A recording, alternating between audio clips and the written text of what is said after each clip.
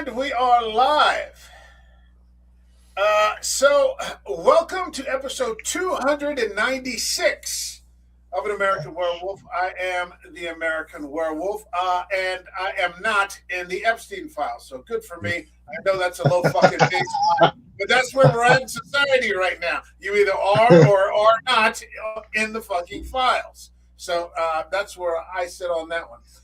In the house tonight, we've got Frank returning from the harsh truth, and he says, no dream is ever just a dream. And you may be onto something there. And rounding out the panel for tonight, we still don't know where he's from. We've got Tex, and the Tex are fire. Somewhere, yeah, I don't know. I'm no fucking Magellan, man, north, south, I don't know. Texas or Minnesota. Yeah. Conspiracies are tomorrow's reality. Yeah, I mean, the conspiracy theorists are eating good these days. A lot of shit is panning out the way that they said it was. Life, their particular worldview is providing a little clarity, a little validation. It's an interesting time to be alive, man. Anyway, but it's good to see you guys. It's been a while. Yeah. I can't even remember the last time, so it's good to have you back. And thanks for taking the time. So this month we are covering the films of Stanley Kubrick, and Kubrick is one of the great directors. Last week we covered 2001: A Space Odyssey. And I hadn't seen that in a very, very long time, and it still freaked me out with that just the idea that Kubrick is just shooting that one red eye from Hal, and nothing is being said, but that evil little fucking computer is just, plotting against all those people to kill them. Great watch, still holds up to this day. My friend Bill, who was on at the time, suggested, I think it was, maybe we found it in the behind the scenes that we did the research, that Kubrick wanted to release this before the Voyager spacecraft passed Mars, because he actually believed that at the time when Voyager passed Mars, we were going to find alien life on the planet. And Bill was also telling me that when he made Dr. Strangelove, which we're going to be covering in 2 weeks, and you guys are welcome to join. You're welcome at any time. That was actually sort of his satire or documentary about a real-life event that occurred where America almost mistakenly went to nuclear war over an accident, over some bad intelligence, although we didn't get into it, and we probably will in 2 weeks. That brings me to this film, and I'm talking about Stanley Kubrick's Eyes Wide Shut. So if you guys are ready to go, shall we get it going? Yes, sir. Let's go. Boogie woogie.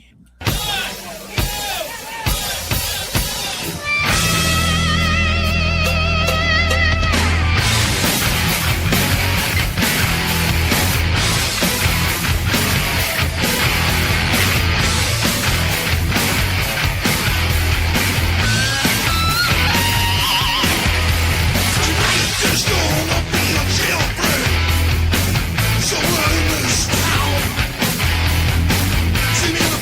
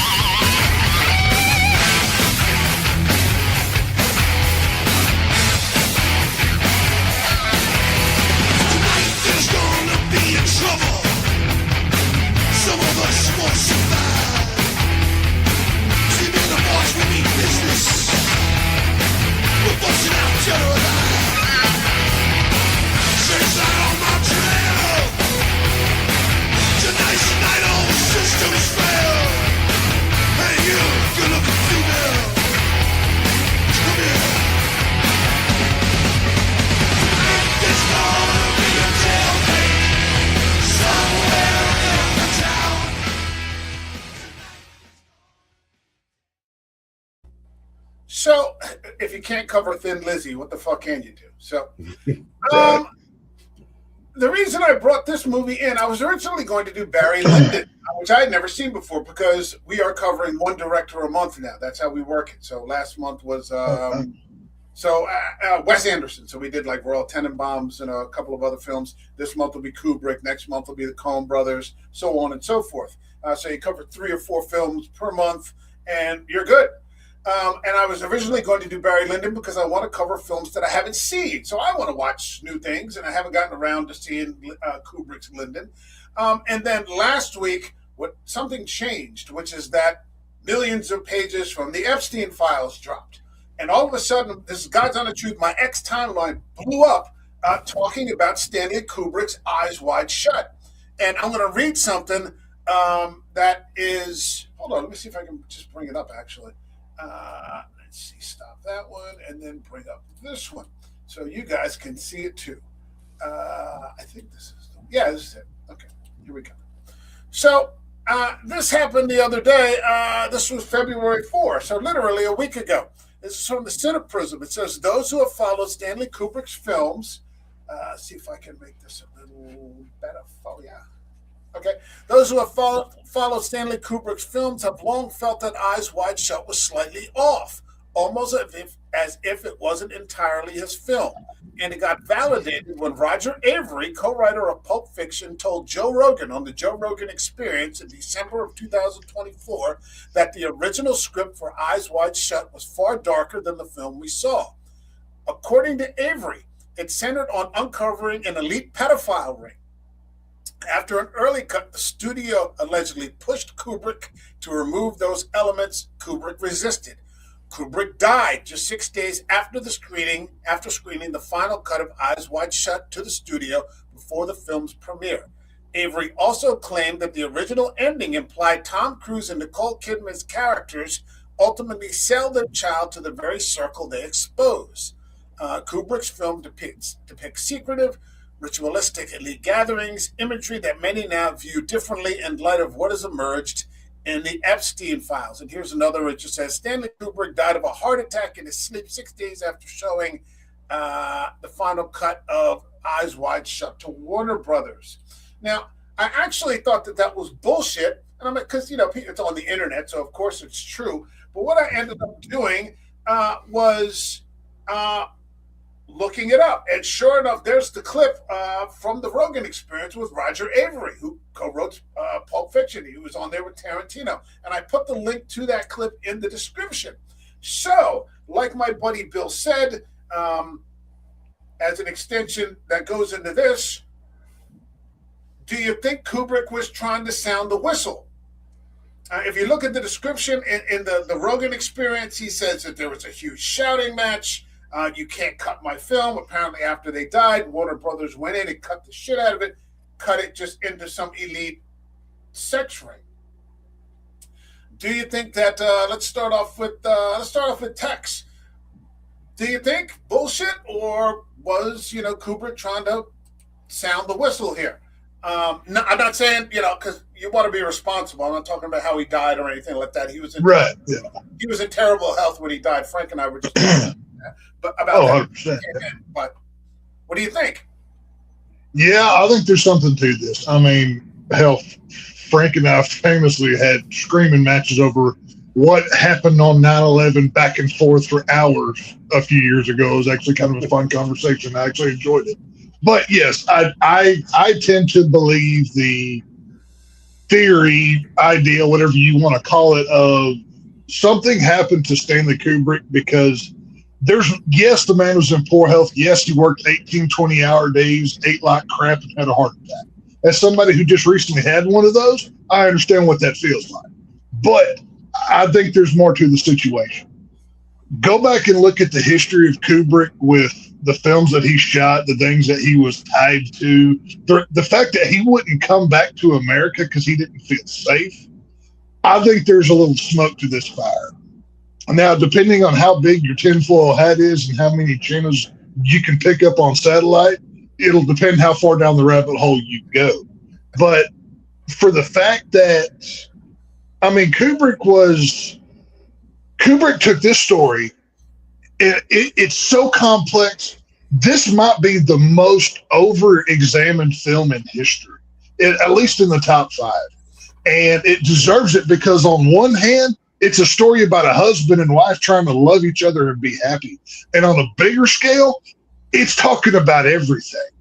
And what Kubrick showed, and because when you get into the story of showing it to the producers and everything else, from what the story goes, there's about 20 minutes missing of this film. And when you rewatch this film a few times, you can kind of see where it's choppily edited. It's a rushed ending. A normal Kubrick film holds better than a lot of what this is. And I think there's something to this conspiracy. And I could go full on Alex Jones until I'm shirtless screaming about gay frogs on here. So I'm going to let Frank go ahead for a minute. So you go ahead, brother. So, all right, Texas making in wrestling terms, fucking Texas making the hot tag over to Frank. Right. Yeah. Go ahead, pal. You're good. Yeah. Come on, Frank. What do you got for us? We're not talking yet about the film. We'll get to that in a second. There's lots to talk about that, and we can get into it. But what do you think about like what we were just sort of laying the ground off for? Is it bullshit? I mean, because maybe you don't agree. You're like, it was just a shitty movie, or blah blah blah. Yeah, I wish I had my Alex Jones cutaways at my disposal, like I usually do on my channel.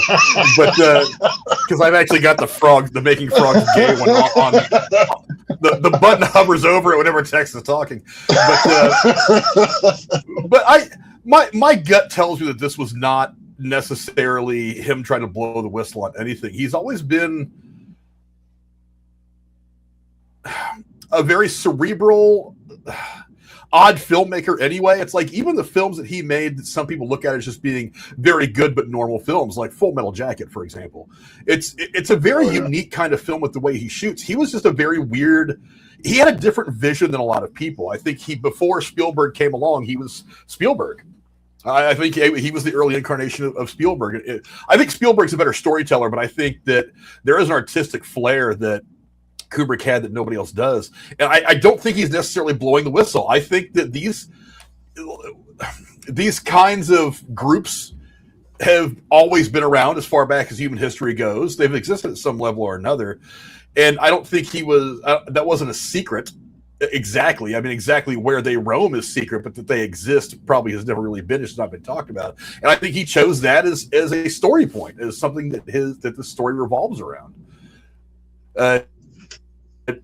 And then, of course, you've got the cast you have, which we'll talk about in a minute, I'm sure. But I mean, I don't think he was murdered for it. I don't think he was trying to expose anything. I just think that he found some crazy topic that, even in that day and age, in the 80s and 90s, when you could get away with making some more risque stuff before everybody got a little too sensitive about what you were putting on camera, I think even then it was a little more than a lot of people wanted. So I think that they probably messed with it in editing afterwards a little bit to tone it down, not because they were afraid he was exposing anything, but because some of them looked at it and were like, this might be a little much.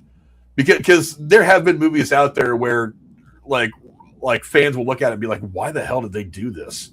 There's a reason why they left the whole what the kids had to do to get out of the sewers in the first chapter of It. There's a reason why that's never made it in any of the movies. It's just a little too much for cinema, for the screen. And I think that's probably why they did it. I don't think he was trying to expose anything. I think he was just trying to tell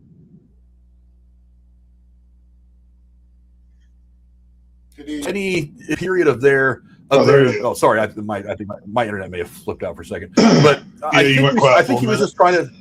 I think he was just trying to tell the story of this couple who hits a weird spot in their relationship. And I think every marriage hits a weird spot where they have to kind of like settle into exactly what marriage is. And when you've got apparently all the money in the world, like Tom Cruise and Nicole Kidman's characters have in this movie, it makes it even weirder because money does not solve all problems. So I don't think he was necessarily exposing anything. I just think he was that kind of a filmmaker. He took on the harder stuff that a lot of people wouldn't dare try to make into a movie, and was like, watch me make this movie where you guys are afraid to, because I'm Stanley Kubrick and my balls are bigger than yours and my vision is better than yours, and I can make a badass movie out of this thing that you're afraid of. So I don't think it was necessarily that he was trying to expose anything. The question is, how would he know? Because I don't exactly know. I don't know. I mean, in Hollywood, he existed in the Hollywood sphere, and Hollywood's always been kind of weird. They have their inner circles, so maybe. But I don't know that he was necessarily exposing anything that we didn't already kind of know existed and just didn't want to talk about. Okay. And see, that answer right there was, see, what people at home don't know. Frank has a red dot pointed at the back of his head from some guy across the street right now. And if Frank doesn't say the approved lines by his handlers, something bad. Well, that's why I love the Marvel movies. Every time I'm doing a review, I got Bob Iger standing up there with a thumb like this, and if I say the wrong thing, he goes. Iger's holding up Frank's dog with a switchblade, kind of waving it around. We had Sidney Pollack fucking gave Frank a visit today. Passed that note through. Second warning, motherfucker. The mask is on Frank's pillow. Uncle. What the fuck? I got my V for Vendetta mask right over there. Does that count? All right, so hold on. For Wiki here, we got Eyes Wide Shut is a 1999 erotic psychological drama film directed, produced, and co-written by Stanley Kubrick and starring Tom Cruise and Nicole Kidman. The plot centers on a Manhattan doctor who is shocked when his wife reveals that she contemplated cheating on him. He embarks on a night-long adventure and infiltrates a masked orgy of a secret society. It is based on the 1926 novella Dream Story by Arthur Schnitzler and transfers the story setting from early 20th century Vienna to 1990s New York City. It's the longest shoot ever at the time. Principal photography ran for 15 months, 400 plus days, including 46 consecutive weeks, a Guinness record then. Kubrick died just days after delivering his final cut in March 1999. The film was released posthumously. Shot entirely in England, New York City streets, apartments, and the mansion were built on sound stages at Pinewood Studios. Kubrick sent a crew to measure real Manhattan streets and storefronts for accuracy. Set was heavily guarded, no visitors allowed. Kubrick hadn't been photographed publicly in years. Cruise and Kidman were contractually bound for over a year.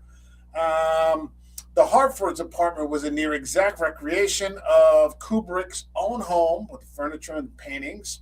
Hundreds of takes per scene. The infamous orgy sequence required months of rehearsals and was digitally altered in the U.S., released to obscure more nudity for an R rating. I hadn't seen this film since the first time I saw it, which was probably around 2000. I think I saw it on video. I didn't go to the theater to see this. I didn't really think much of it at the time. It's currently streaming on Tubi. So don't take our word for it, whether you like it or don't like it. See it for yourself. Watch it on there for free. Let's go around again. Let's start with Frank. What do you think of the film? Well, it was artistic, for sure.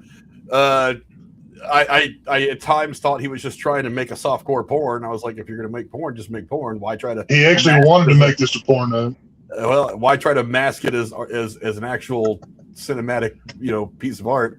But for one, I mean, Sidney Pollack is a great actor. I mean, I think he's one of the great actors of a generation. I think Tom Cruise is as well. I think he's been good for a while. Nicole Kidman is Nicole Kidman. Like I said, it was a very artistic point of view about people who just want to be swingers. And not that I know any swingers, not that I've done any swinging myself, but I feel like it was just a really, really polished version of it. Somebody protests a bit too much, I think, Werewolf. What you think? I would not. I'm not afraid to let my kink flag fly, but only at half mast. You know what I mean? But man your age, Frank. A man your age. But yeah, I mean, it's a strange movie, and the strange movies are good. Sometimes I like to watch the strange movies just to shake them up. And Kubrick was a guy who made some overall kind of strange films. We were talking before we went live about Clockwork Orange and things like that. But yeah, I just think it was it was kind of his view into this crazy world that he couldn't. I think it may have just been his take on it. I don't know that he ever engaged in this. I just think maybe it was his take on it. But I mean, it's interesting. It's a little bit of a slow burn, but an interesting film. All right. Yeah, it runs about 2 hours and 39 minutes, so it's not a 90-minute film. No, not at all. I had to watch it in two pieces yesterday because last night I had a big pour of whiskey with it, and I was just sitting down. Oh, and then nice. I decided to smoke a cigar, and then before I knew it, I think I was actually like nodding off. It was time to fucking turn in. Tex, what's your take on this? What do you think of the film outside from what Kubrick may or may not have been attempting? Yeah, just film alone, gorgeous film. Like the lighting in this movie is something that I find maybe most interesting about it because this is not a really natural light looking film. This is obviously Christmas time setting. There's Christmas stuff everywhere. It's kind of an odd setting when you're watching the film. It's not like you're setting in natural light. It always stands out. Acting wise, yeah. He couldn't have got better actors. Tom Cruise, Nicole Kidman. Funny enough, Nicole Kidman, I don't know if y'all know the story or not, but actually kind of fitting for this film because her father back in Australia was a member of a group called the Ninth Circle that was alleged pedo cult and had charges alleged against him. Now he's been dead for some time, but it's just a little fun fact for this movie. But yeah, Sidney Pollack as Ziegler, that speech he gives to Tom Cruise at the end of the movie, my God, such a powerful performance. One of the, Stanley Kubrick was known to treat his actors like cattle, and he'd make 18, 20, 50 takes, whatever it took to get a shot. He didn't care. Hell, just go talk to Harvey Keitel and see what he thinks about Stanley Kubrick. But this film, man, it's a trippy watch. It's not Kubrick's best film, but it's definitely a top 5 for me. I really enjoy it. It's like I said a minute ago. It can be something as simple as a husband and wife trying to reclaim love in their day-to-day life, or it can be this is the masters of the world and this is how they control you. To tell a story that big, that takes some skill. So yeah, Kubrick, he's one of the best for a reason. There's no doubt. It is an interesting story because I think it's about a couple that have been married for a long time. And they're kind of bored. They're just kind of bored with each other. And I get with people that have been together for a long time, they just, I'm starting to look around and, it's the same thing every day. They start out at that party and, Tom Cruise has got 2 models on his arm and Nicole Kidman's being hit on by that older man and they're not spending any time together. They separate. So that kind of sets the tone right there. But it also sets the tone with Sidney Pollack when you find the OD model in the house. And it goes dark right away. Like something's off here. It's not just a party. And how he treats that model like she's just a piece of shit. Doesn't even put a blanket over her or anything. Yeah. Powerful. Yeah. So it sort of lets you know right away that, okay, this is not the greatest world that, you want to be sharing with these people. Is that the impression that you got? Did that sort of clue you off right away? I've been to a lot of parties. I've never had anybody OD with a speedball. I think, maybe it's me. I'm no Diddy. Frank has accused me of going to Diddy parties in the past, but all of those allegations are false. There's no baby oil in my house. I'm making that is a hard rule. No baby oil in Texas house, by God. But we've all been to a party, whether we were younger or a little bit older, where the night has peaked. Too many substances have been consumed, and it starts to get a bit weird. It's like, okay, now it's time to go home before somebody starts touching my thigh that I don't want them to, kind of thing. But that's what I'm talking about. That's the weirdness of this film of, this even goes deeper than that. It's, this is not just a husband and wife story. Tom Cruise, Dr. Bill, by the way, take a shot every time he says, I'm a doctor in this movie. You'll get alcohol poisoning. But he's not necessarily a good guy either.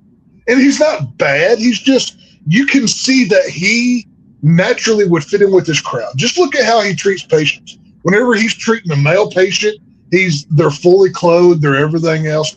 Whenever the good-looking woman with the nice rack comes in, he's putting a stethoscope on her chest. She's fully topless. That's not needed as a doctor. That stethoscope will work perfectly fine through a shirt or just stick it right under the collar there.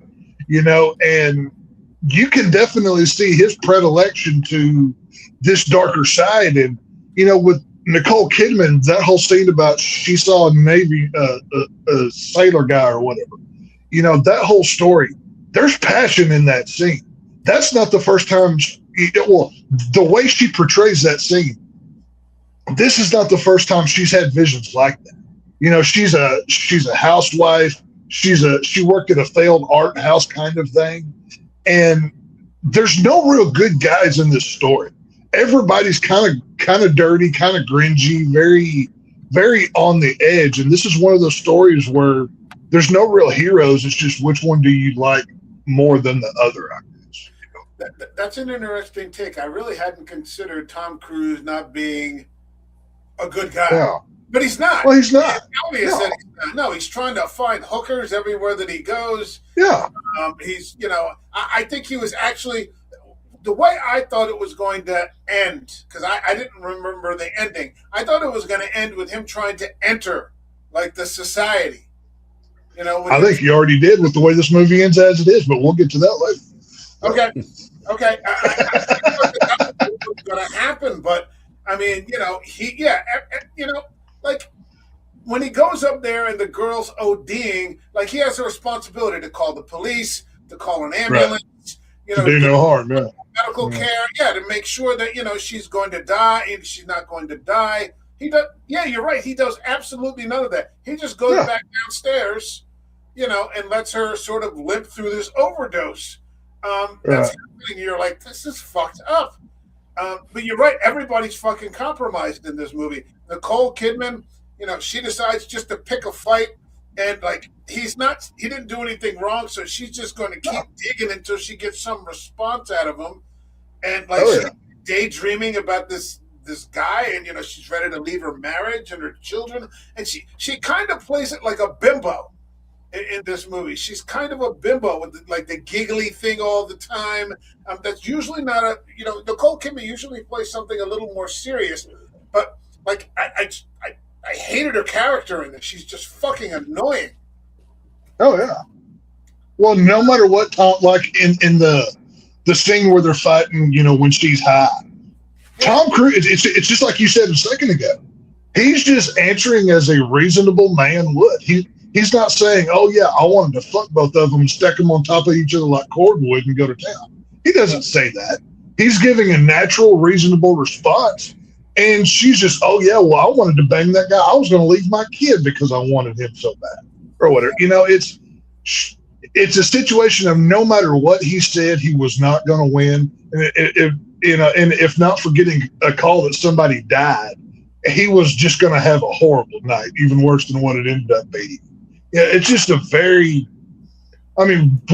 all been in an argument with a woman before. We know how those things go. You just yes, dear, and walk away. That's all you can really do at some point. Whatever. I always remember that old argument with The Rock. He was doing an interview, and he had just started in the movies. I think he had just made The Rundown or something like that, and they were this woman's interviewing him, and she's just like, well, you know, you're the WWE champion, and you know, now you're the big action star. She's like, well, you know, who's the tough guy at home? Like, who wins all the arguments between you and your wife? He goes, I do. That's why I'm getting divorced.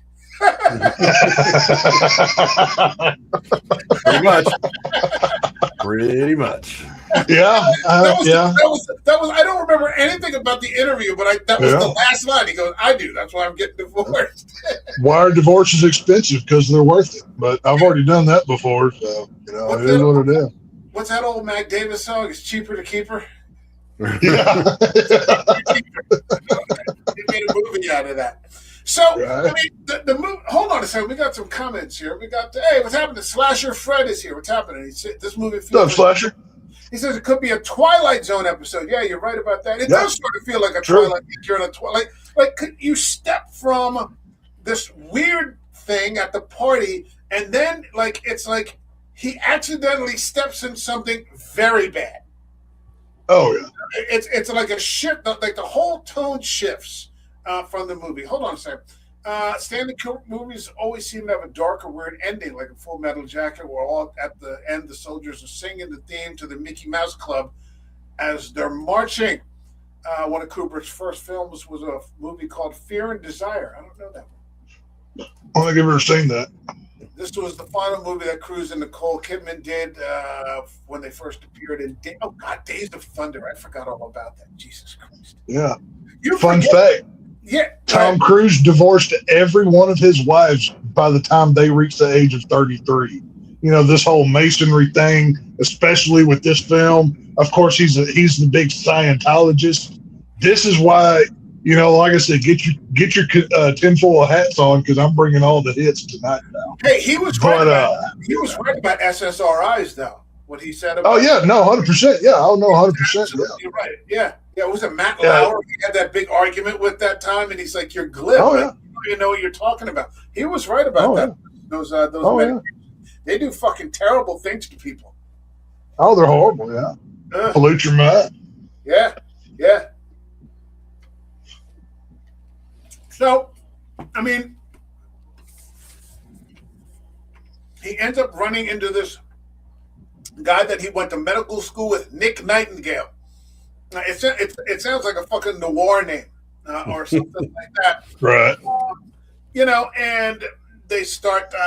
It reminded me of this question: like, did Epstein have entertainment? Were there bands?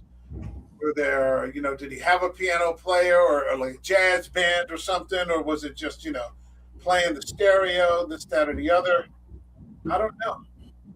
I don't know. Tex, you were there. What do you think? Frank, I told you that was not. You are spreading lies on the internet. This is fake news. I'm calling Fox News on you, Frank. I'm gonna have a whole set to clear my name. This is lies. What are you trying to do? Wait, what are you implying, Frank? What are you implying? If I really wanted to insult Tex, I would tell him Troy. I would say that Troy Aikman was there or something like that. You insult Troy Aikman, I'm coming to Ohio right now. All right, we will fight. Right. Say what you want about me, but don't you dare disparage the name of Troy Aikman. you disparage the name of Troy. God bless Texas Aikman. I will burn your house down on just principle alone. But when it comes to the Epstein stuff with this movie,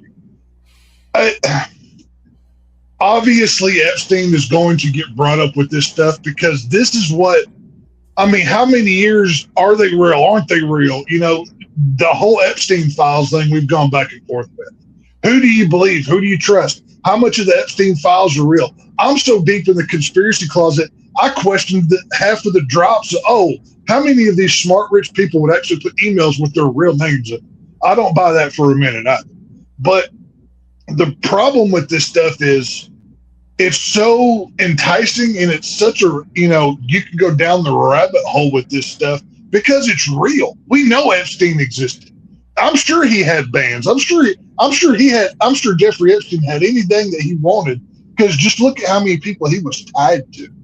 And when you're watching a movie like this, you can't help but wonder, because Stanley Kubrick is so just concise about attacking that, and the way that he presents this stuff, it feels real because it is. Now, this may be a fictionalized tale of, you know, people that never existed, but there's a lot of realism in this. And this is why I say this is probably the most over-examined film in history, because there's so much meat on the bone. It's crazy. When I placed that clip from the Rogan interview with Roger Avary into my into the description, when you look at the video, it actually, the people in the comments are like, "I'm here today because of the files." Yeah. People are just like, you know, connecting, you know, and like putting shit together, and 1 and 2 and 3 and like all kinds of shit because of this. And yeah, I mean, I guess it comes down to, is it a coincidence? In my mind, is it a coincidence that he happened to make this film? It could be, yeah. did they actually cut out all that stuff that Roger Avary said?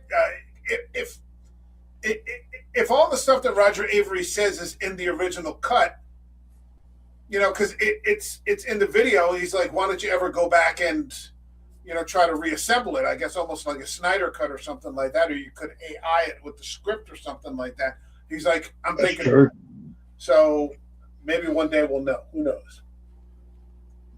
Well, I mean, Frank obviously has the inside source, and his globalist handlers have all the facts, so I'm sure he can find out for us pretty easily.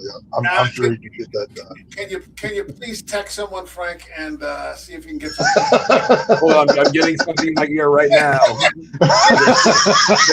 They're saying shut this shit down right now. Yeah. Don't fucking move. We're coming right for you right now.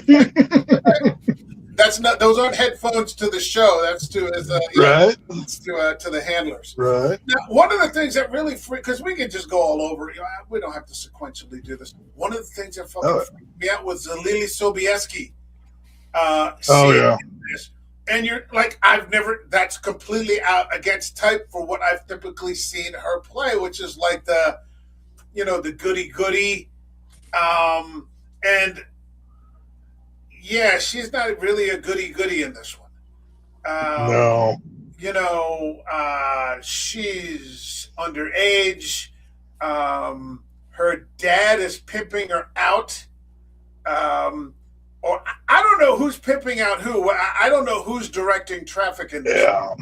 Because Tom Cruise tries to get a costume to crash the sex party. He doesn't quite know it's a sex party yet, or that he's stepping into like a fucking bear trap or like a viper's den. So he's just trying to crash this party because he's so freaked out about what his wife has told him. It's so weird that all this takes place in one night. He goes to this costume party run by this guy, and his daughter is in the shop somewhere getting it on with these two much older guys, and you're like, what the like, I couldn't believe who it was at first. Hey, get out of here. What did you guys, you got a visitor. Yeah. Thoughts, anything? What you got, Frank? Well, I wonder, like, the only underage person in this movie is Lily Sobieski's character, I'm guessing. I don't think it really specifies her age, but it definitely alludes to the fact that she is still not 18. That dad's still in charge of the house. I mean, the party that he sneaks into that kind of like spurns all this, it seems like they're all consenting adults. Ethics can be debated, but it seems like they're all consenting. So is it a one-to-one comparison to what Epstein was doing? Probably not. But but you definitely have that. I don't really know how the whole thing between Lily Sobieski's character and her dad. He seems angry when he finds her in there with those two guys. And then like 5 minutes later, he's totally cool with it.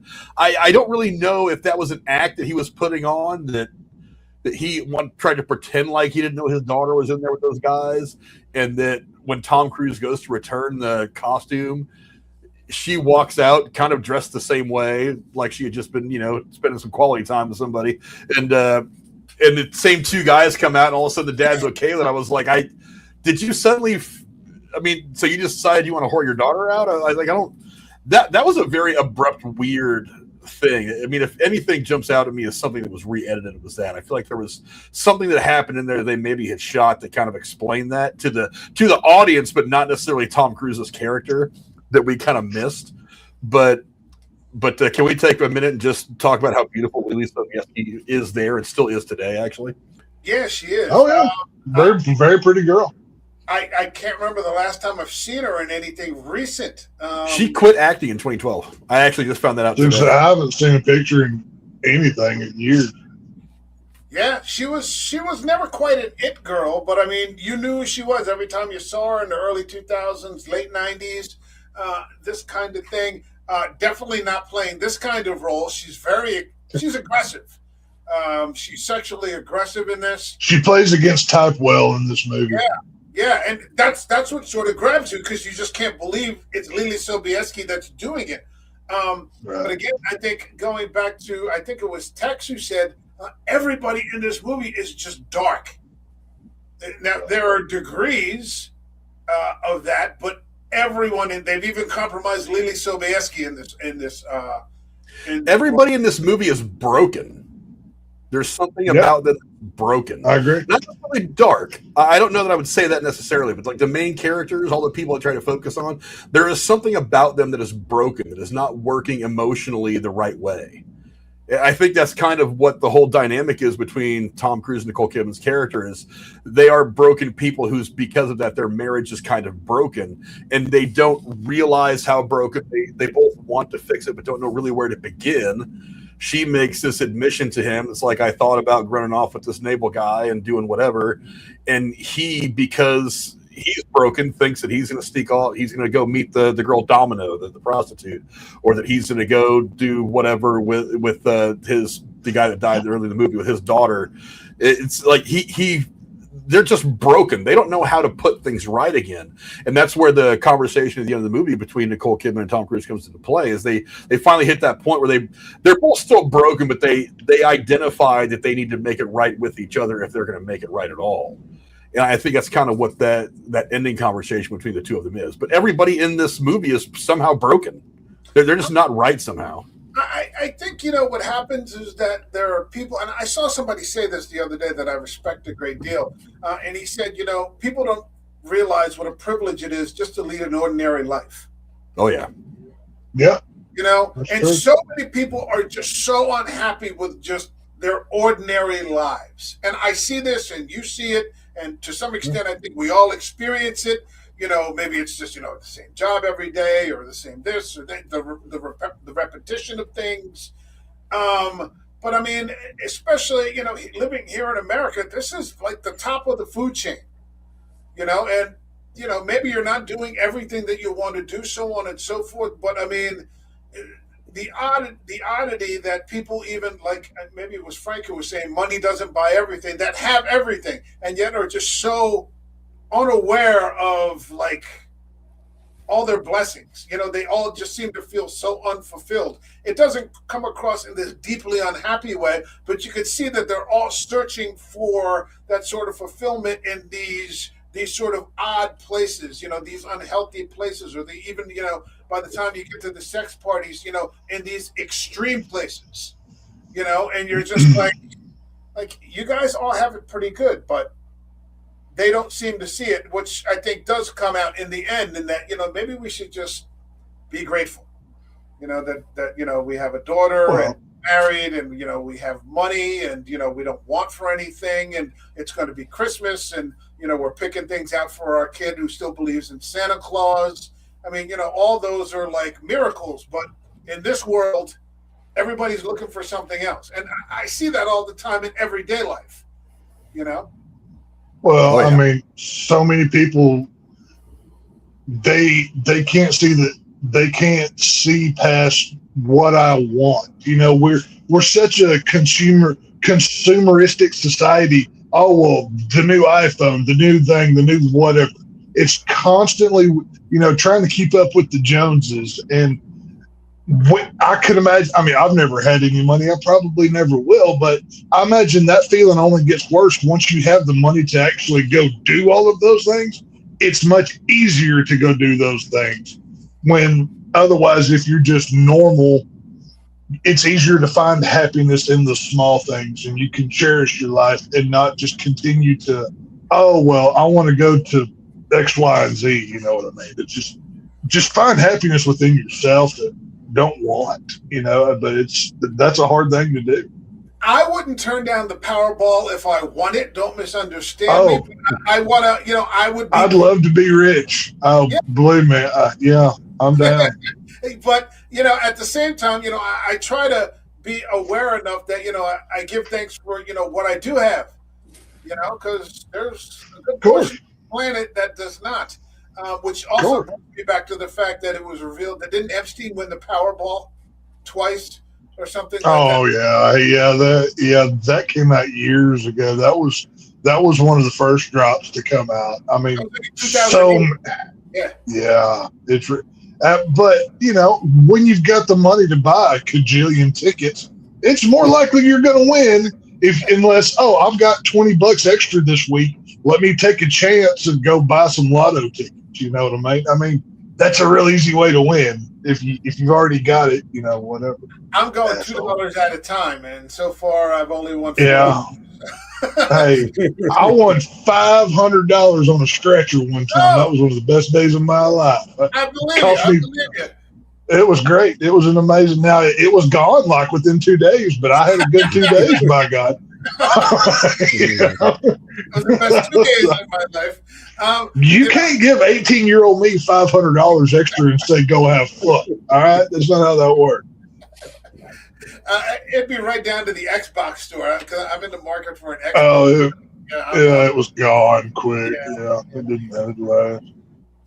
So let's get into it. I mean, he stumbles into the sex party. He crashes the sex party. He pulls up in a cab to this fucking. That's like pulling up in a taxi to Epstein Island, you know. And you're just like, you don't really belong here. He's got like $8,000 in his pocket. He couldn't buy a limousine. I love seriously. I love that he's always carrying 50s. Every time he's just paying someone in 50s and hundreds, like all the time. That's all he's got in his wallet. My God. No 10s, no 5s, 50s and hundreds. That's the Tom Cruise is a moron in this movie. I just want to say that for the record as well. But he kind of is. Whatever. We forget how many movies Tom Cruise has been in. And it's good to see that he's gotten away from that, like the original Days of Thunder, original Tom Cruise, where he like just showed his teeth all the time. Because there was like people really didn't like Tom Cruise when he first came around. There were people who loved him because he was like the it guy. But then there were a lot of people like, this guy's a fucking idiot. Like he just grins all the time. What the hell is this? It's the same movie every time. But jumping on couches and screaming and whatnot. Yeah, doing that kind of stuff. But I mean, he really has evolved into a very fine actor. And I remember the first time I realized it was when I saw The Color of Money, which is one of my favorite movies. At a very young age, he was going nose to nose with Paul Newman. And I was like, this guy is fucking great. How about in Tom Cruise in Rain Man? He plays very much the opposite of the action hero guy. You know what I mean? He shows range in that too. I've never actually seen Rain Man. I'll have to get around to it one of these days. Oh wow, that's one. Tom Cruise, Dustin Hoffman. It's a good one. It's a non-typical Tom Cruise role. It's another good one. Frank, was the sex party up to your specifications? Did you? Yeah, Frank, tell us, how accurate were the sex parties? Did it check out? Did it convey realism? Well, I mean, my sex parties usually involve a lot of tequila, a lot of tacos and enchiladas, that kind of thing. Because I'm Mexican, but if the sombreros and rocking don't come a knocking, am I right, Frank? Is that how it works? Put a sombrero in that guy in the middle and lose the piano player and put on a mariachi band, and that's kind of what my sex parties look like. But somehow Cheech Marin's over in the corner just singing Mexican American. Don't know why he's there. It just happened, There you go. Frank, he's over at the Titty Twister from Dusk Till Dawn. That's what I'm talking about. Yeah, that's where we have fun. Yeah. It seemed a little too culty for me. Because I did not understand as Tom Cruise is walking through this palace or wherever the hell he's at when this is going on. There's like in each room there's like 50 people just sitting there and watching two people have sex. I'm like, why would you watch? It's like one guy's sitting there, he's got a hot naked girl on his lap, and they're just watching two other people do their thing. And I'm like, this to me is not an orgy. I don't know what this is. I mean, obviously it's a film, so there's going to be this artistic representation of whatever the hell message that Kubrick's trying to put forth in the film. But I'm like, there needs to be enough realism in a movie to help me get there, to help me kind of put myself in this moment. And I'm thinking to myself, it's like, is it for what's labeled as an orgy? There's like two people having sex in this whole house. Like, that doesn't scream orgy to me. But it was just really odd that there was just people sitting there staring. And I'm like, why would you? I mean, you've got apparently, I'm guessing anyway, that all the people that are involved in this thing have a good deal of money to throw around. If you're worth that much money, why are you paying a lot of money to sit there and just stare wearing a mask. I'm like, get involved, man, get in the game. You know what I mean? Right. If I've got a hot naked chick sitting on my lap, I'm like, hey, why don't we go over the corner in here? Put me in, coach. I'm ready to play. Yeah, why go, this other girl get bawled out by this guy? They're both wearing masks, and I'm like, if that's what does it for you, great. But I mean, there wasn't really a whole lot of orginess happening to me. But yeah, that was the one part that kind of got me about the whole scene. That it was really like this dude standing in the middle shaking this. I don't forget what it's called. That's a Catholic thing that he's doing when they shake the incense and all that. I forget exactly what it's called. But are you going for like a religious cultish imagery? Because here's what I thought. I thought it wasn't so much, and I wrote this in the notes. I thought it was occult. I think he stumbled. That's what it feels like. Yeah, it's like that they're trying to go against. I mean, even the music playing feels almost like a Christian church song, but and the done. Chanting, the chanting. Yeah, the chanting. Yeah. I thought that was another thing. I think there were a lot of occult themes here at this party. Well, whether it's satanic or something like that, I don't know. How much do y'all know about like the Aleister Crowley stuff? I mean, have y'all ever looked into that kind of thing? I know a little bit about it. He's Mr. Crowley from the Ozzy song, yeah. Yeah, well, Aleister Crowley, he was an occultist. He was basically he was an occultist that was into the sex magic. He believed that through the orgone energies it creates at the moment of orgasm and all this other stuff. He was into some terrible, horrible things. Yeah. This film is right out of an Aleister Crowley, MK Ultra, Illuminati kind of thing. Yeah. And this is why this theme is done, because Aleister Crowley was one of the ones that was the forebears of Christianity is keeping us back. It's holding society down.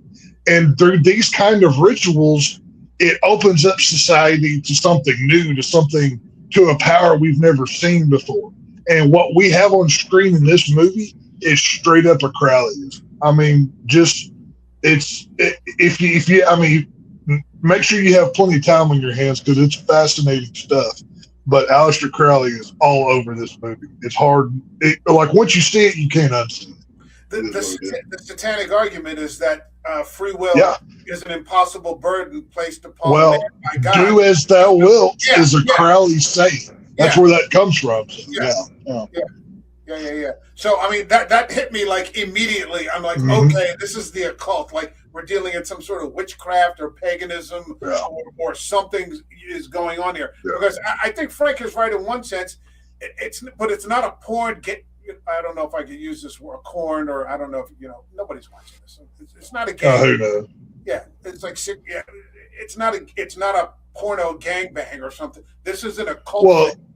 This is like witchcraft or something like that. That's why at the end, when Tom Cruise gets figured out pretty quickly, that woman doesn't say, spare him. She uses a specific language, like, I'll redeem him, which means she's going to, accept the punishment or the responsibility for him.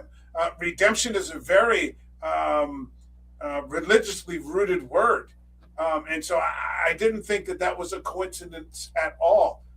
That's why I say they stepped from something, between him and her, Nicole Kidman and Tom Cruise, which is weird. They're looking to cheat or swing or whatever. And then he accidentally steps into something very bad. He crashes the wrong he goes through the wrong. He accidentally steps in it 3 times. Yeah. I kept telling him, just walk away and keep your mouth shut. Everything will be fine. But no, for as smart as he is, he can't get out of his own way. I mean, this is one of the stupider characters Tom Cruise has played. He goes from something that's just dumb and naive to something that's dangerous, and he doesn't seem to want to accept it. He just doesn't want to take no. He won't take no for an answer. It's interesting. I mean, and then this idea that his wife was having that dream about a big orgy. Like she was picking up on what he was doing. When he starts to get followed around, he goes back to the house, and they're waiting for him. Like they're waiting. That was creepy. I thought, like the car just pulls up and the guy it was like something out of a David Lynch movie. I thought for a second. Yeah. Where, like the guy just drives, like they're waiting for him, and they just pull up in the Rolls Royce, doesn't say a word, just hands him the envelope and turns around and walks away. This is your second warning. Like, take the hint, buddy. You're not one of us. You ain't about to. Well, and it's not even just the 3 warnings. If you pay attention to the actors in the background of scenes, you will often see the 2 old guys that are there a whole lot following them. And there's the one guy that was dancing early in the film. You see him a lot as well. It's a dark-haired guy, full head of hair. You don't really get a clear facial image, but you see they're not by themselves at any point in time in this movie once the events occur. And that's what adds to the layers of this. Is it could mean nothing, it could mean everything. And that's what's so complex about a story like this is, depending on how you want to take this film, it can mean a lot or a little, and that's good entertainment because it works for so many people. And that's what we were talking about earlier, the difference between not having everything explained. Mm-hmm. Leave it up to the individual viewer to form their own opinion. You're not wrong. Right. You're not wrong. It's just your opinion on it. I love films that do that. Right. If they do it well. There's also a way to do that badly, and we've seen those types of films too. You're like, what the fuck? Of course, yeah. That kind of shit. But I mean, he does it. He tries to pick up the hooker. Then he goes back and he tries to hook up with the roommate. And that brings you kind of towards the end where he gets the call from Sidney Pollack. What did you think about that? Aside from the fact that I wouldn't have minded a case of 25-year-old scotch. Hey, I said, no. If you got an extra one, I'll give you my address. But yeah, no, that Sidney Pollack scene, that to me is the best thing in this film, and besides the smoking hot and naked women, because A+ on that one, Cooper. But Frank knows my stance on titties in film. I want to see all of them. Just throw them all in there. But that scene where Sidney Pollack is basically telling him, well, what if I told you all of this was, bullshit? What, and he is trying to give him his last out. I firmly believe Sidney Pollack is the man in red. There's so many things here within this scene. She wasn't killed. She had her brains fucked out, went home and overdosed. The door was locked on the inside. The police are happy. He is gaslighting him all the way, and we know what they're doing, but it's such a powerful scene, and Tom Cruise is so stupid, he can't take the hint until it cost him so much in the end, which I believe of the ending of this film. But that scene alone is worth the price of sitting there 2.5 hours or whatever this is. Because that acting there is so good, man. I love that part. Frank, what did you think about this? You just finished up this before we went on. Yeah, Sidney Pollack is so good. I mean, there's a way that really good actors deliver dialogue in a moment that really it makes a movie sometimes, and Sidney Pollack is very good. From a character perspective, Tom needed one character to kind of bring him back down to earth, to explain to him, he's like, hey, Icarus, you're flying a little too close to the sun here. You want to keep them wings, maybe you lower the altitude a little bit. I think what he's trying to do in the moment is trying to remind Tom Cruise, he's like, dude, you got it made. You've got a killer career. You got a beautiful wife. You've got the young kid. Your life from here on out, if you just walk away from this, is going to be about 99.9% perfect. Don't reach for the other cool thing that you think you want because it's so wild. Just stop doing that and live your, like you had said, we don't always know that we have a good life. We don't always realize it in the moment. He's like, dude, you've got it. Don't get involved with what I'm involved with, because A, it's going to take you a million years to get involved at the level I'm going to get involved in anyway. But B, it's like, you don't really need this. This isn't something that is required to make your life a good thing.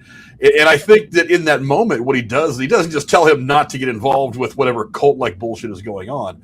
He's really trying to help keep his marriage together too, because I don't feel like if he would have gotten deeper into this, it would have helped his marriage at all. That's just just a perspective. But I mean, I think that's what Sidney Pollack's trying to do. He's trying to keep him from getting a little too deep in the mire. You know what I mean?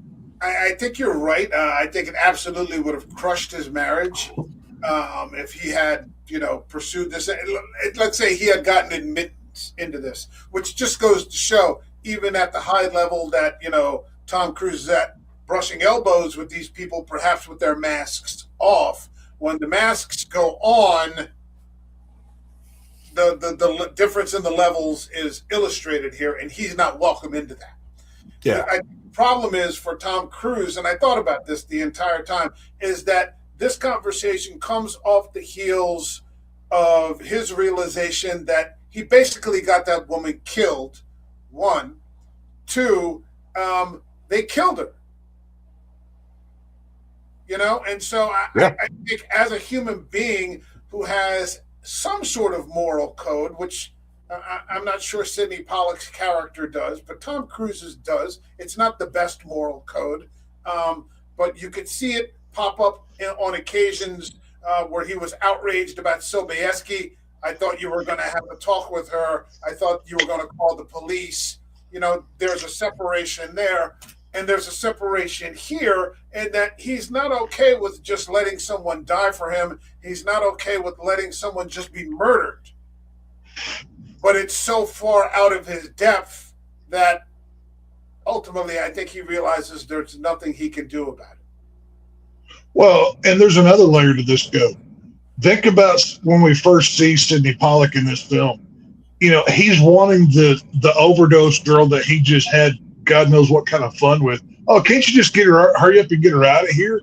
Yeah. He's treating her like the piece of filth as well, which is why I say this is so much deeper than a lot of people, I think, realize that it is, and why I think he is the man in red and all of this is real, and why the ending is so dark. Because on one hand, he likes Tom Cruise. He's trying to keep him out of it, but Tom Cruise won't leave it alone. He's that dog that just keeps digging out from that fence and run and keeps going into the street. And Sidney Pollack is not a good person. What if I told you this? He's trying to give Tom Cruise every out possible, but Tom Cruise don't want it because he is one of them. Like I said, he's not as bad, but he's somebody that they would bring into their group. And it's when you look, maybe my conspiracy brain looks too deep into things. I don't really know, but at least from my perspective, this is all, can Tom Cruise keep the secret? Can Tom Cruise say, oh, well, this is the story that he said, it's actually real. I can accept that and move on, because he's the doctor he's not the top of the food chain, but he's about middle ways up. He's not poor boy, but he's a draft pick that they would want on their team. You know what I mean? Well, I think that's one of the things that leads to Sidney Pollack even wanting to have that conversation with Tom Cruise. Yeah. His character realizes that he's so deep in the muck that he can't get out. No matter what he does, he's never getting out of the weeds. So he's trying to look. There's enough good left in him to look at Tom Cruise and say, "Hey, man, don't walk this path. Just don't look at that he's rock." Trying to save him. Yeah. So I'm going to hell one way or the other, but you still have a chance to go on and be a person and not get into the shit that I'm into. So don't do that. You put one foot in, you can take it out. You haven't got both feet in yet. Don't do it. And this is as much goodness as we've seen from Sidney Pollack's character, but it's through the filter of murder and, God knows what else, that they've done in this organization. Again, the idea that, you don't know who anybody is in the organization. You don't know what the organization's about. It's just for a brief night, he snuck into something where he got a peek behind a very bad fucking curtain. And, he got a glimpse of something that he really wasn't supposed to see. Ultimately, I remember now that I think about it a little bit. I remember being dissatisfied with the ending at the time, probably 25 years ago. Now, with 25 years of experience, I'm actually it ends abruptly. Um, but I think the decision that the family makes, which is just to put all this behind us and let's fucking learn and let's just be grateful, is actually a decent ending. I don't know if it doesn't keep with the tone of the film though. It just seems at the same time as I'm saying this, like I'm sort of having these realizations as I speak them. Um, yeah, I mean, all of a sudden you're just like, wait, somebody's using common sense. What the fuck? Okay, so is that good or is that bad? What do you think? The ending. I mean, is it? Or you're Well, like, no, this doesn't match, and I think the ending that we see is not the true ending. I do believe in that lost 20 minutes theory. I think there's validity to that because this just doesn't feel right. I mean, just look at that. And I know it's been broke down on YouTube 1,000 ways, but the way Stanley Kubrick uses stuffed animals in film, whether it's this or The Shining or anything else he's ever done it in, it's always used in a sexual abuse kind of thing. The prostitute in this movie has that big stuffed teddy bear on the bed. Of course, the dude wearing the teddy bear costume blowing the guy in The Shining. How can you forget that scene? Their daughter talking about, oh, can I get this stuffed animal for Christmas? Right as she walks right past Rosemary's Baby stroller. I mean, my God, the symbolism and that alone, holy crap. Holy shit, yeah, I forgot about that. Fuck. Yeah. Oh, dude, it's crazy. I mean, this is why I say Kubrick was trying to tell a deeper meaning here. I've never read the original script, but I've seen enough movies to know that there's more to this story than we're being shown.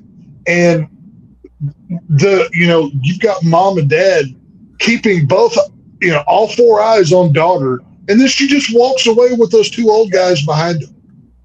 And it's just like, and then what is Nicole Kidman worried about? Oh, well, we just need to go fuck. Like, what? Like, are you, like, that to me tells me they paid for Tom Cruise. Go back to when they're in the meeting and the man in red says, you'll pay a steep price. I firmly believe, and this is why the pedo stuff is so prevalent with this film, they gave their daughter to that group. They are full-blown members of that group. You can't convince me otherwise.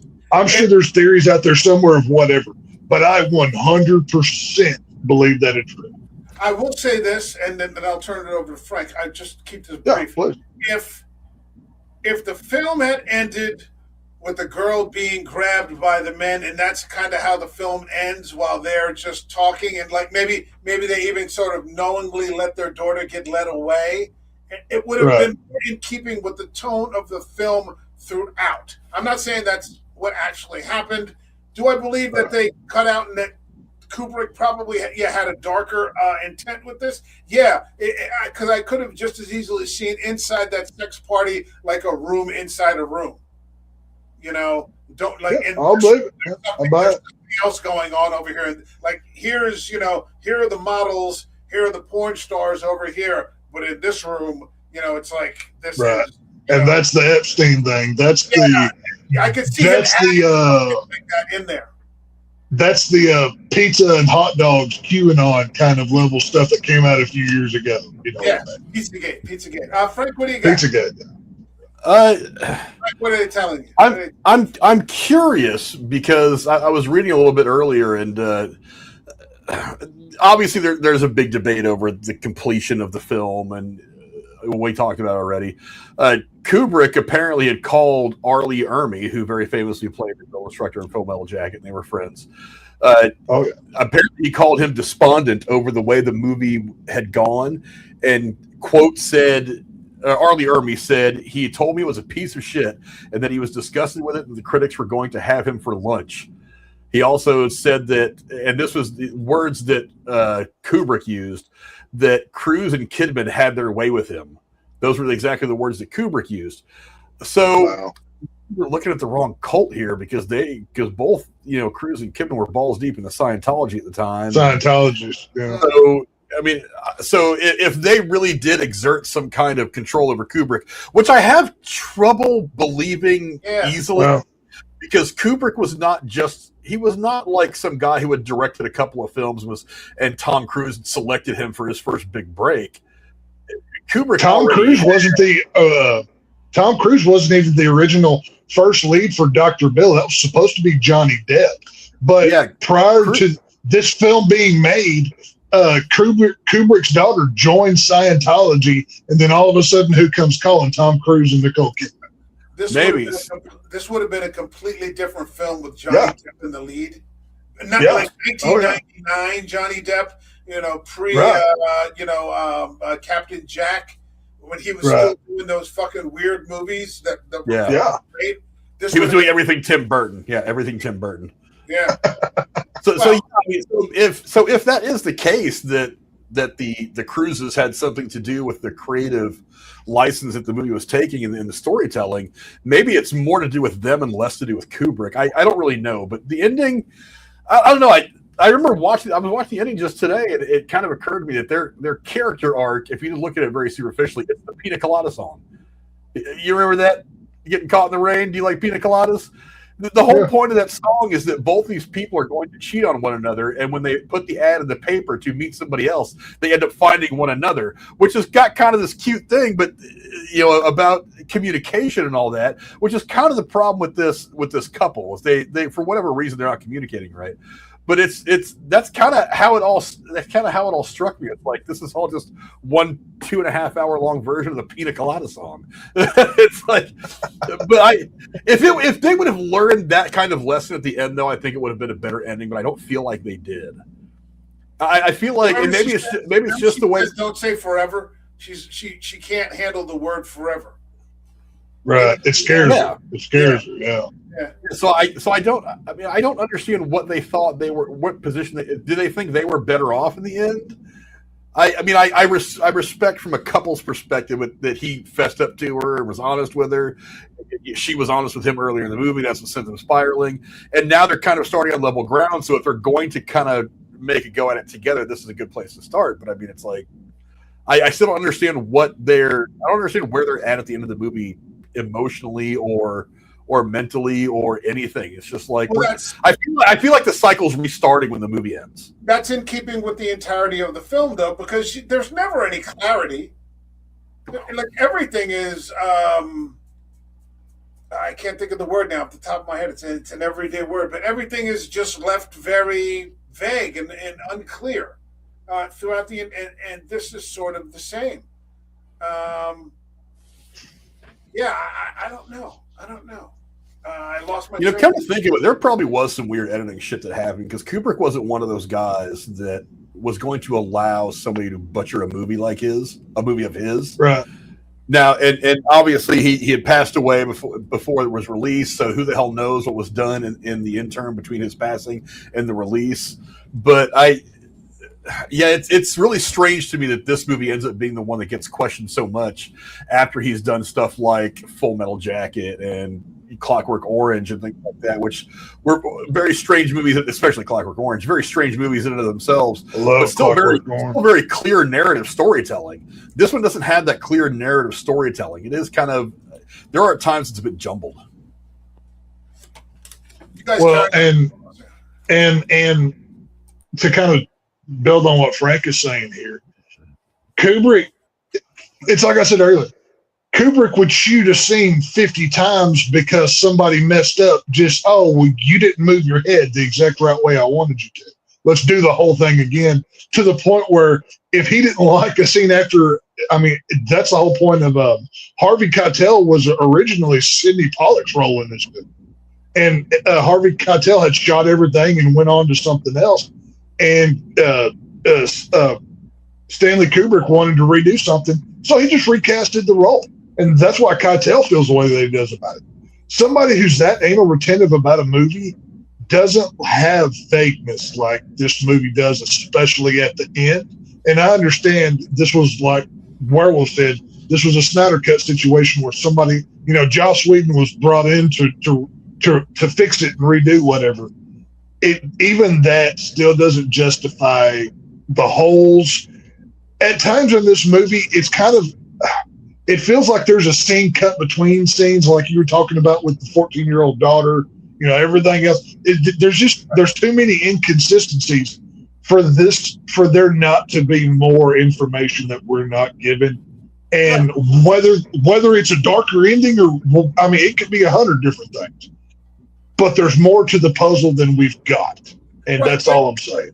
Like he goes to the house, they hand him the note to say, stay away.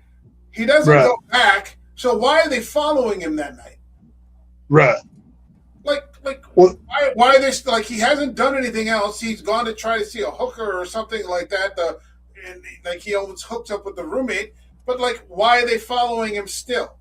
Like what's the point of all this? That's what I'm saying. If you follow the narrative, and if you have if you're an educated movie watcher, if you're not just like Frank is famous for saying, turn your brain off and shove popcorn in your face. You can't do that with this movie. This is not one of those films. This is one of those films where you're going to watch it. You might say, oh, that's okay. It's going to sit in your brain and you're going to remember stuff over time. You're going to go back and watch it again and see something you didn't catch before. And this movie, why it builds intrigue so much is because there is so much open air that used to be filled but has been removed. And I understand there's different cuts of every movie, whatever. But for this one specifically, I'm going to step away for just 1 second, guys. I'll be right back. Yeah. Okay.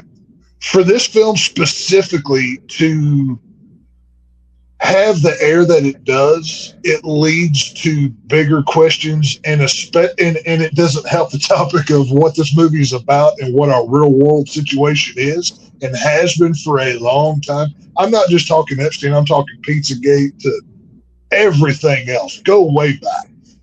This is New World Order, Illuminati, MK Ultra. So much stuff that is involved with this. It's crazy. I don't know if you caught this. I disagreed with you on the one thing. Okay. You came back in. I think that he was not welcome. You don't think so? I think he could have known some of those people when the masks were off. Like he knows Sidney Pollack, right? He knows Sidney Pollack. He got invited to his party. And hey, I need your help. This hooker OD'd in my room, and I need your help with this. So he has a definite connection and some intimacy, with these people's secrets. But I think once the masks went on, that's where the separation occurs. That's just my opinion. And I got you. Yeah. Like he come through every door, but once we go through this door, no. Right. No. And what do they say in that scene? In this room, promises are kept, or something like that. I can't remember how the exact line goes, but that there's a definite air of the world may be one thing, but inside this room, shit is serious. Consequences must be paid. Especially if we're talking about occult or paganism or Satanism or whatever this is. It's not like you're just going to some OnlyFans place for a romp. You got a line of guys or this sort of thing. This was something else, and I don't think he would. It was pretty clear he wasn't welcome in that. So much to the point that maybe I answered my own question. I said, why were they following him? So I don't know if those were still Sidney Pollack's guys, because Sidney Pollack said he was having him followed. Then why the mask next to Nicole Kidman's bed? So I had that question too, because things are missing in this. Tom Cruise loses. He said he lost the mask when he goes to return it. Now he doesn't specify. Oh well, I dropped it when I got home, or somebody stole it. Like he doesn't ever really that's another thing that's left open to interpretation. And depending on that interpretation, it will drastically change the film, because either he lost it and Nicole Kidman found it and laid it on the bed, or somebody broke in the house when Nicole was sleeping, laid it on the bed for more nefarious reasons. That's two wide endings, I thought that was the final warning. This is it. Yeah. I'm Well, that was the third warning. Yeah. Yeah, well, I guess technically fourth, but whatever. Yeah, putting it next to your wife's pillow. Like, this is it. Right. That was the Godfather horse head in the bed moment. That's what that was. It's exactly what that was. Yeah, done by Stanley Kubrick. Right. Frank, anything you want to add? What are your people telling you? What do you get? That's why Frank went off screen. He was fed notes. Yeah, that's why he left. Yeah. Yeah, I just got a text message from Prince Andrew. This is what he wants me to say.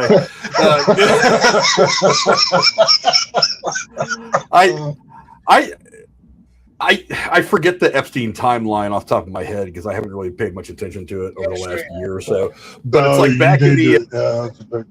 back in when this movie came out was '99. That's when Epstein was doing his stuff, right? Because the first time he got arrested was early 2000s. So this would have been right as he was doing his stuff. We know Bill Clinton was in office, so True. Slick Willie. I don't know. This movie is a reminder of why we need to crush anybody who went to Epstein Island because we were talking before we went live. It's like up against the wall. Do you want to risk crushing society to right this wrong? It's like, well, that's the dichotomy, isn't it? Is do you want to wreck society for a generation while it rebuilds itself, or do you want to continue to live in a society that would allow this kind of thing to happen in the first place? Again, I don't necessarily think that what's going on in the movie is, cultish behavior sure is necessarily on the same level as the Epstein stuff, but it is still odd. I don't want to call it unethical behavior because everybody's ethics is different, but it's definitely not generally healthy behavior as most people would look at it. So, I mean, it's one of the things that Kubrick did very well as a director was he challenged the normal way of thinking to help you understand the story. And it's like, I think the best example of this, other than this movie, is Clockwork Orange, which we talked about a little bit earlier. It's like, he challenges traditional thought. And that's what some of the great directors have really done. The great directors that are more than just filmmakers, they're auteurs. They put out something different, and Kubrick was definitely one of those guys. So from that perspective, this movie is absolutely a home run because he was one of those directors that had a way of making you feel very uncomfortable while you're facing this thing that he wants you to face. Even in something like 2001, it's like exploration can be very terrifying. But he's so subtle in that movie. He's so subtle and nonchalant about what terrifies you. Hal going sideways, and what's the monolith, and so on and so on. He challenges you in a much different way. It's just his kind of different style of filmmaking. But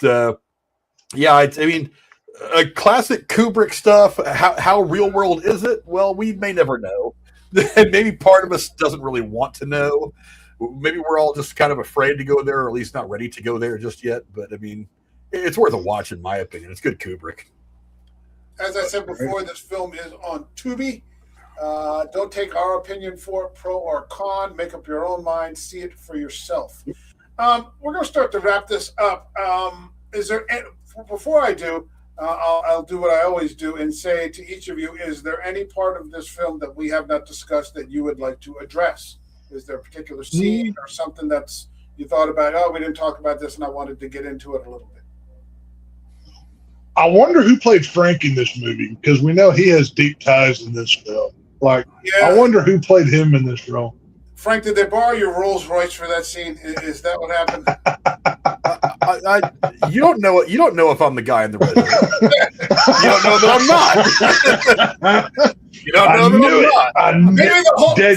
I knew it. It's Frank, a conspiracy. The whole thing was the big charade, right, Frank? I had a feeling back up. Yeah, you guys don't realize it, but I was the 13th guy from the left in that scene where he's shaking the thing around. There you go. Remember in the Equalizer where he tries to convince those two guys at the Home Depot that he was one of the Pips and Gladys Knight and the Pips? And he's like, what? Oh, yeah. Yeah, the one on the right. See, well, for years, prior to Quentin Tarantino being big and famous, how he got into acting was he said he was an extra on the original Dawn of the Dead in the mall, right? And there's so many extras, you can't prove that it wasn't him. And until he had his own cred, He just faked it. So that's what Frank did. So I see why he did it. It's all good. Quentin Tarantino did play an Elvis impersonator on an episode of The Golden Girls. I want you to know that. I didn't need to know. That's the worst thing I've heard tonight. That's the worst thing I've heard tonight. We've been talking about sex cults. That's the worst thing he's heard all day. This is way worse than a fucking sex cult. Jesus Christ. All right. So I'm going to assume that we've covered pretty much everything that we're going I think so. Let's get to the part in the scene where we rate the film. This channel has a rating system that goes from 0 to 5 up by halves. So 0, 0.5, 1, 1.5, all the way to 5. So 0, for example, would be I'd rather live the rest of my life with no toilet paper than watch this movie again, all the way to 5, which is this is the journey, this is the destination, this is why I watch films in the first place. Frank, the inside man here, what would you give Stanley Kubrick's Eyes Wide Shut? Did it reflect what actually happened? What do you got for us? I hate rating movies. That's why I don't do it on my channel. But since we're here on yours, I mean, it's Kubrick. Like I said, he's just a different level of filmmaking. Tom Cruise, Nicole Kidman. Tom Cruise he's a better actor now than he was then. To be honest, he was in some better movies then. I mean, I'll give it a solid 3.5. And I think most of that comes from the artistry of Kubrick. Everything from the set design, the tonal shifts.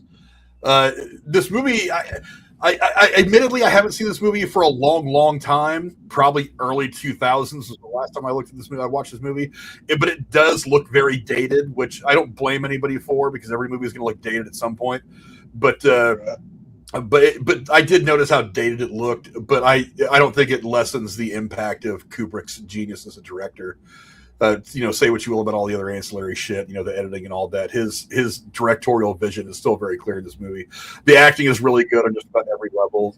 Story is interesting, but again, it comes down to exactly who had a hand in the finished product that might have affected it. But I mean, I give it a solid 3.5, mostly because Kubrick is a great director. It was a great director, and because Tom Cruise and Nicole Kidman were good together. Okay, all right. I didn't. Let's get to Tex. What do you got for us? What do you think?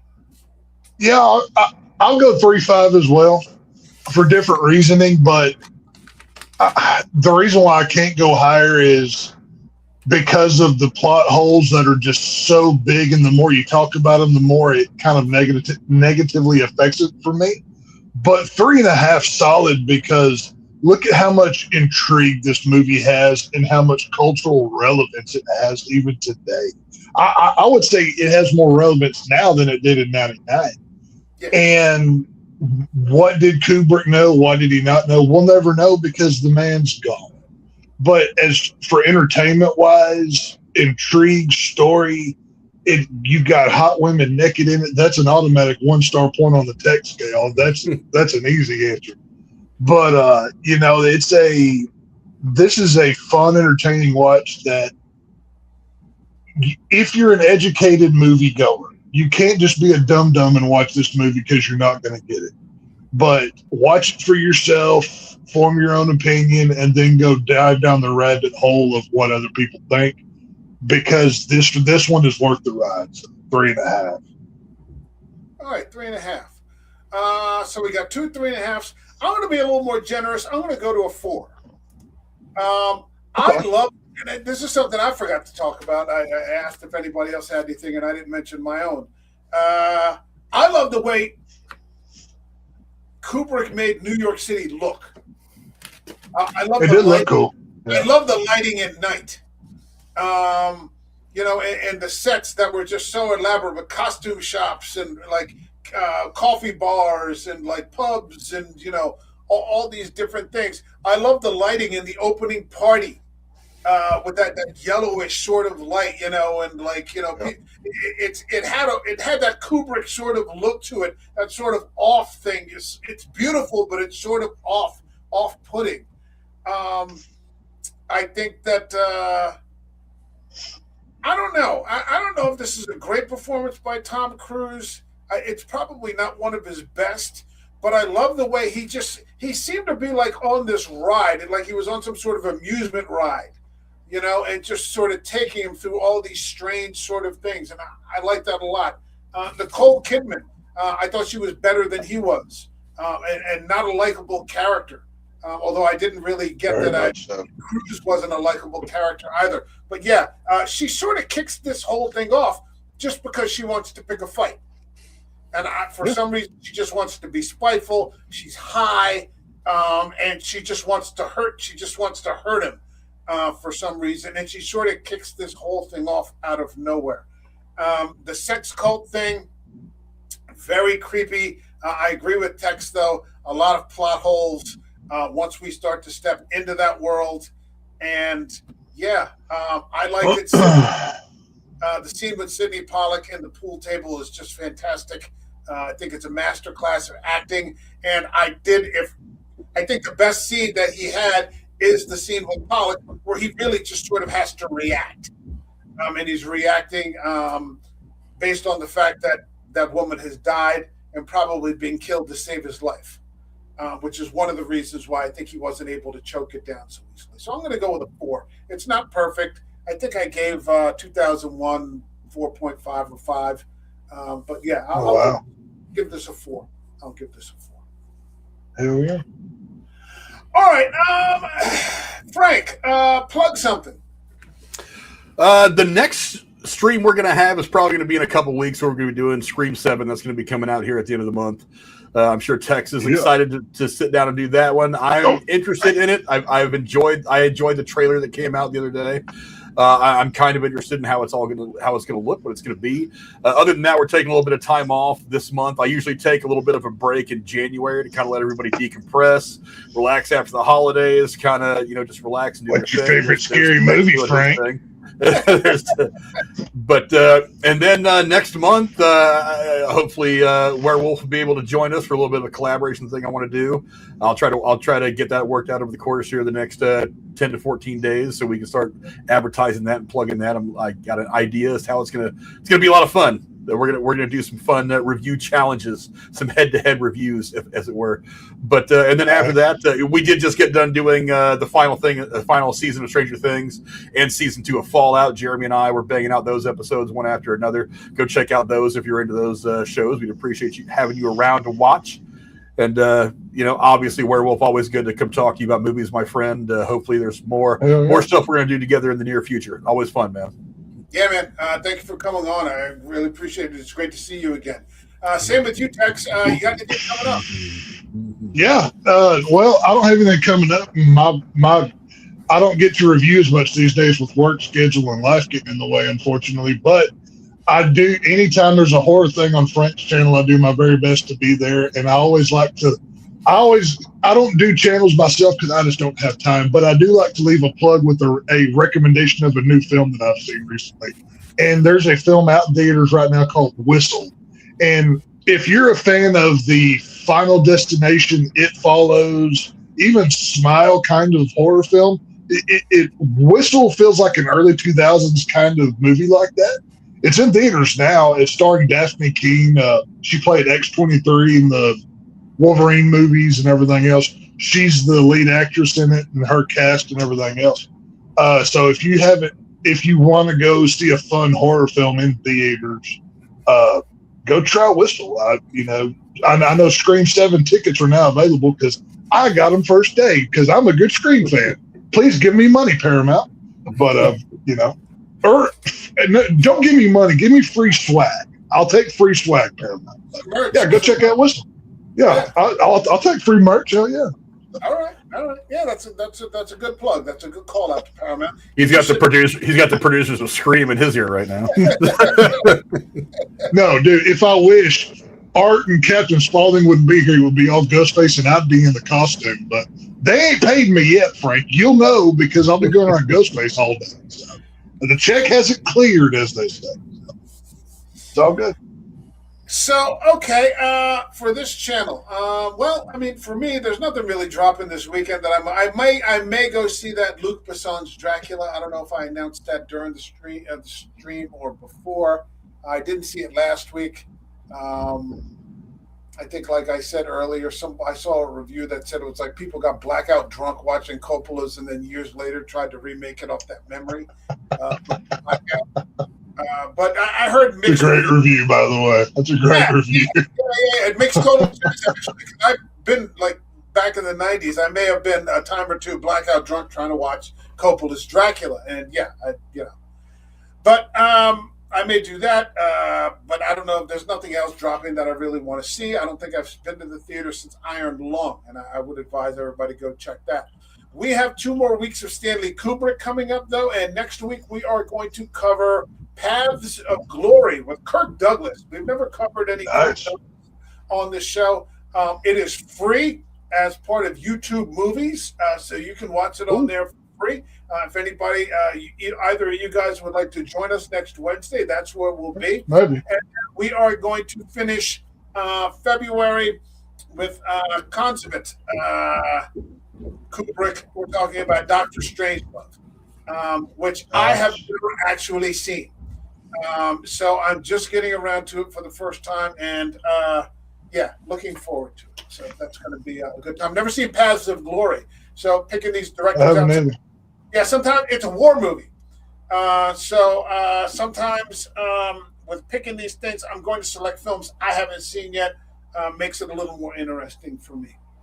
Okay, that's it for this show. My thanks to Frank and to Tex. Even without their hats, we got a lot of shit covered tonight, and I'm appreciative for that. Thanks to you both fellows. We will see you all in the next video. All right. Take care, everyone. God bless.